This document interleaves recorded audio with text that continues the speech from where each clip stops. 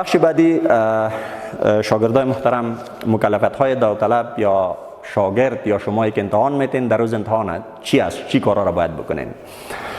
اولی که کارت خود باید بگیره و بایومتریک شوه. یعنی قبل از امتحان هر داوطلب مکلف است کارت خود باید بگیره و ثبت معلومات بایومتریک شوه. البته این قبلا هم گفتیم که تیم بایومتریک به ولایت وقت تشریف میاره، تاریخ امتحان و بایومتریک همش مشخص می باشه، یعنی به وقت معین باید شما این کار اجرا کنین. دوم، حاضر شدن به محل تعیین شده امتحان قبل از شروع امتحان. ما اکثرا میبینیم که دوستان در روز امتحان با وجودی که اطلاع رسانی شده می باشه، در کارتش نوشته می باشه، از طریق رسانه ها، از طریق صفحات اجتماعی و از طریق تیم های نشراتی و تکنیکی اداره ملی امتحانات و سایر بخش های مربوطه، معارف و مکاتب هماهنگی شده می باشه، باز هم یک تعداد بسیار ناوقت به صحن امتحان میایند که امتحان شما میفهمی وقت مشخص داره، باز اینا با مشکلات مواجه میشن. پس قبل از شروع امتحان اینا باید به محل حاضر شود. اصل تذکره و پاسپورت و اصل کارت با خود داشته باشند، قلم با خود داشته باشند. قلم سیاه اگر باشه بهتر است و اگر 2 یا 3 قلم با خود داشته باشه بهترتر است، به منظور از اینکه یگان وقت میشه یک قلم از پیش گم شوه یا میده شوه یا رنگ نته در جریان امتحان، خوب است که قلم اضافی با خود داشته باشه. بخش بعدی آوردن وسایل الکترونیکی که سبب تخلفات در امتحانات میشه که در پشت کارت معمولا به داوطلبا با وضاحت و با جدیت نوشته شده می باشه که شما وسایل مانند تلفن، کامera، گوشی، بلوتوت، ساعت هوشمند، ماشین حساب و یا سایر وسایل الکترونیکی قطعا در صحن امتحان آوردنش اجازه نیست. فلش، مموری، هر نوع وسیله تکنیکی و الکترونیکی بنانی را با خود نبیارن، چون در روز امتحان باز اونجا کسی نمی باشه که وسایل از یارو تسلیم بگیره، باز اینا با یک مشکلات مواجه میشن. به این خاطر از این موارد باید جلوگیری بکنن و این موارد هم به منظور شفافیت و تامین عدالت در امتحانات است، نه به منظور اعمال فشار یا خدای نخواسته ایجاد مشکلات برای هموطنان و یا شاگردان عزیز ما. به خاطر که اداره ملی امتحانات و امارت اسلامی افغانستان در مجموع همه ما متحد به تامین عدالت و رسیدن حق به حقدار هستیم. توسط از این وسایلی که ذکر شده امکان تخطی وجود داشته می باشه، پس یک فرد که اگر این وسایل بیاره و تخطی بکنه حق کسی دیگه تلف میشه، به این خاطر این اجازه داده نمیشه برش. به این شکل کتاب و کتابچه و ورقای سفید و اسناد و وسایل اضافی را در روز امتحان با خود باید نبیاره. نشستن در جای تعیین شده به رویت حاضری و تغییر ندادن جای خود. زمانی که داوطلبا در صحن امتحان میاین، استادایی که قبلا تعیین شده به خاطر اخذ امتحان حاضری میگیره و به رویت حاضری جای هر فرد مشخص میکنه. هر فرد در جای خود میشینه و الی ختم امتحان جای خود و چوکی خود تغییر نمیده. خدای نخواسته اگر کسی بعد از اینکه استاد جای برش مشخص کرد جای خود تغییر داد، امکان داره اوراق یا اسنادی که از طریق اداره ملی امتحانات به شکل یک نظم بسیار خاص و ترتیب بسیار خاص به شکل آیدی و سورت شده یا ترتیب شده، اون ترتیب باز خراب میشه، صحن امتحان اخلال میکنه و استاد هم به مشکل مواجه میکنه و خود داوطلب هم به مشکل مواجه میشه. قبل از شروع امتحان داوطلب وقتی که اسناد امتحان برات داده میشه، استادا براتون راهنمایی میکنه که ورق جواباتتان که قبلا براتون گفتیم، کارت هویتتان و کتابچه سوالاتتان، یعنی میبینه که می آیدی نمبر عرصه ازی مشابه است از خودتان است یا فرق داره. در صورتی که آیدی نمبر اگر فرق داشته می باشه در کتابچه سوالات یا در ورق جوابات یعنی تفاوت باشه، فوراً شما را با استاد ممتحنی که در محل توظیف است یا کنترلری که از طرف اداره ملی امتحانات در محل توظیف است، شما چی میکنین؟ با او در میان میگذارین. اونا بازی مشکل شما را حل میکنن. این مشکلات اکثرا نیست ولی استثناء به خاطر دقت و اطمینان بیشتر و شفافیت بیشتر استادا هدایت میتن که داوطلبا قبل از اینکه امتحان شروع بکنه یک بار چک بکنه که آیدی نمبر کتابچه، ورق جوابات و کارت عرصهش باید یک آیدی باشه، یعنی از خود از این محصل باشه. بعد از او باز اطمینان که حاصل شد میره به حل سوالات. هشتم چیزی که میکنه به راهنمایی هایی که استاد ممتحن در صنف اجرا میکنه یا میگه به او باید دقت گوش بکنه و مطابق به اون راهنمایی که استاد برش میکنه به او باید پیش بره. دوستایی که در جریان امتحان اگر متوجه راهنمایی استاد نباشه یا گوش نگیره یا خوب فهم تفهیم نشه، ممکن در ورق سوالاتش، در جواباتش، در انتخاب رشتهش اشتباه صورت بگیره و در صورت اشتباه بازی ورق بدیل نداره، همونطور قبلا گفتیم یک ورق است. بنان امتحان شما چی میشه؟ باطل میشه و نتیجه یک ساله شما یا 12 ساله شما باز خدای نخواسته بر هم میخوره. بنان نظم و دیسیپلین و توجه و دقت به راهنمایی و هدایات کنترلرهای محل و استادای محل باید لازمی است و به این باید گوش بگیریم. خودداری از نوشتن چیزهای اضافی و غیر لازمی در ورق جوابات. بعضی وقت ما میبینیم دوستا در ورق جوابات جایی که سفید است چیزی نوشته میکنن. لطفاً از این مسائل خودداری کنید. همونطوری که قبلا گفتم اگر شما در روی ورق یا در پشت ورق جوابات، چون ورق OMR یا ورق دیجیتالی است، ورقی است که به شکل خاص و منظم توسط یک دستگاه ساخته شده، اگر شما چیز اضافی از مسئولیتتان در نوشته میکنین امکان باطل شدن و قرنطینه شدن و بی‌نتیجه شدن امتحانتان است.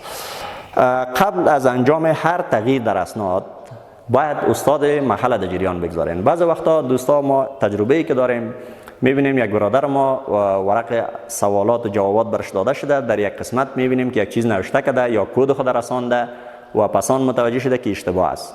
بعد از انجام عمل باز استاد میگه که او دیگه باز راه حل نداره، ما نمیتونیم ورق زوری عوض کنیم، نمیتونیم او رو رنگ پاک بزنیم.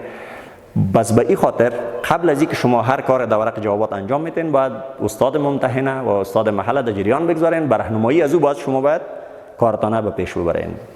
به این شکل جای مشخص که در چوکات تعیین شده در ورق جوابات در اوجا امضا میکنین، امضای بسیار کوچک در داخل مو چوکات که از چوکات بیرون نشود، در حاشیه ورق طرف راست، چپ، بالا، پایین، در دیگه جای امضا نمیکنین، جای تعیین شده.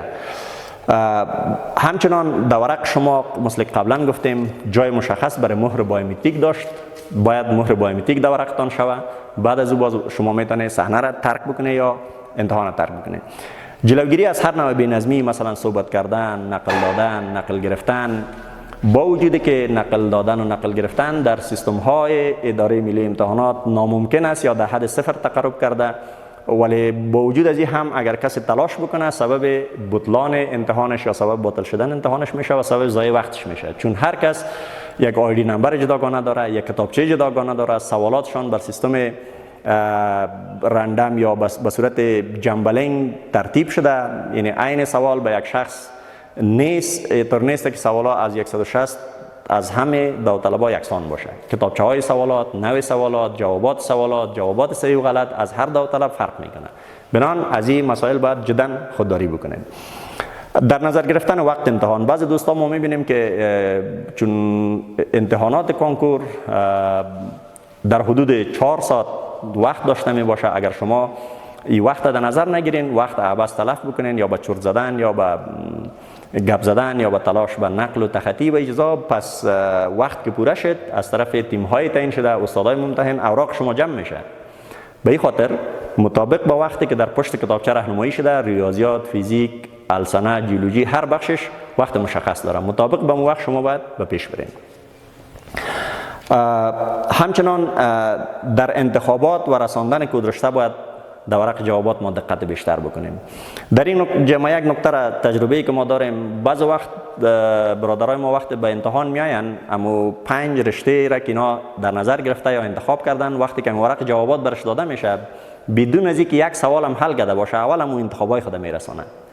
اینجا چند مشکل پیش میاد. مشکل اولی پیش میاد که هرگاه انتخاب غلط رسان بازو حل نمیشه و یک انتخابش ضایع میشه.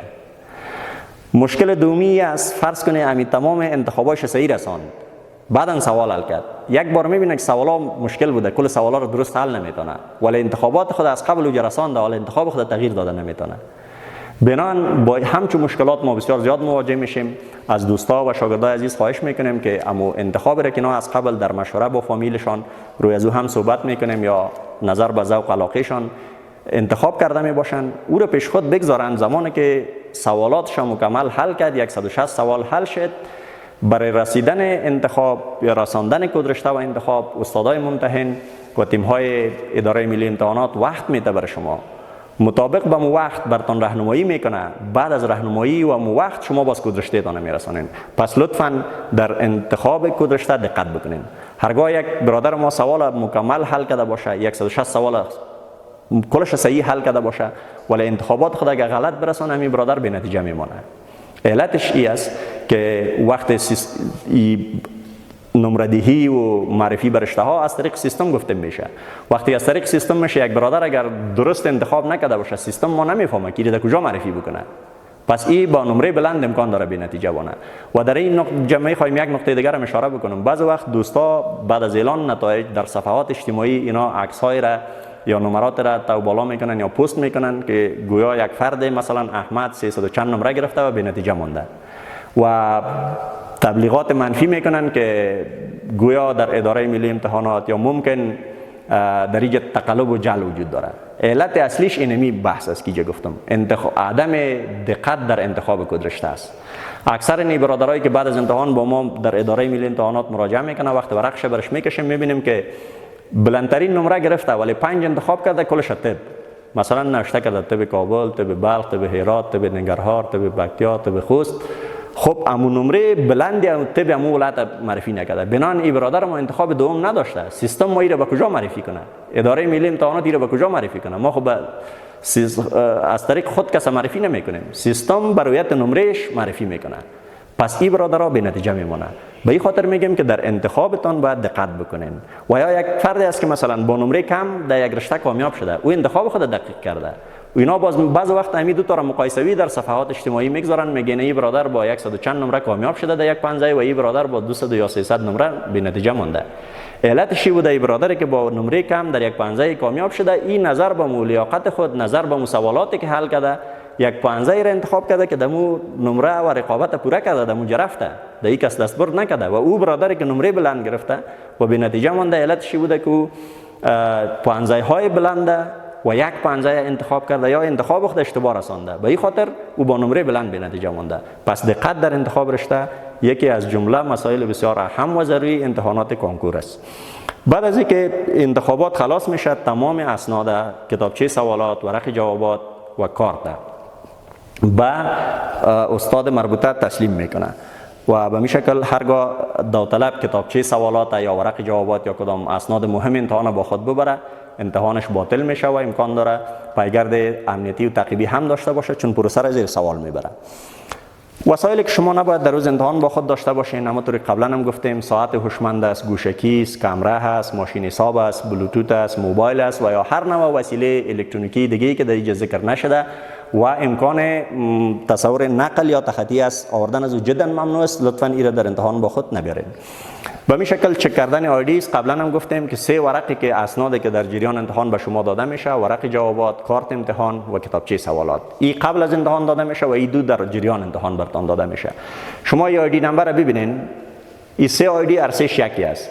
مثلا محمد هارون فیض محمد است، یعنی اینجا آیدی نمبر از 010 28 291، در اینجا هم میبینیم 010 28 291 است در ورق جواباتش، و عین آیدی میبینیم که در اینجا هم 010 28 291 است.